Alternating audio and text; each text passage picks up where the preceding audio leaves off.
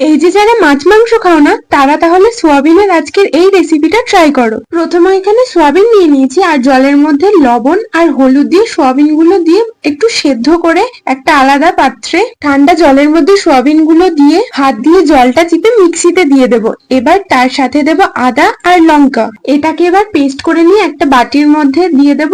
এবার তার মধ্যে দেব দুটো সেদ্ধ আলু, যেটা হাতের সাহায্যে একটু ম্যাশ করে নেবো। তার মধ্যে পরিমাণ মতো লবণ, একটু চিনির গুঁড়ো, জিরের গুঁড়ো, শুকনো লঙ্কা গুঁড়ো, গোলমরিচ গুঁড়ো আর একটু চিলি ফ্লেক্স, তার সাথে 2 চামচ কর্নফ্লাওয়ার দিয়ে এটা ভালো করে মেখে নিয়ে একটা শেপ দিয়ে নেবো। তোমরা তোমাদের মতো শেপ দিতেই পারো। এবার সবগুলো যখন করা হয়ে যাবে তখন একটা কাঁটা চামচের সাহায্যে ঠিক এইভাবে একটা শেপ দিয়ে নেব।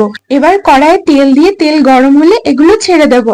এরপর গোল্ডেন ব্রাউন করে ভেজে তুলে নিলেই রেডি সোয়া নাগেটস। ভিডিওটা কেমন লাগলো অবশ্যই জানিও কিন্তু, আর এরকম ভিডিও আরো দেখতে হলে চ্যানেলটা সাবস্ক্রাইব করে দিও। এবার সসের সাথে সার্ভ করো।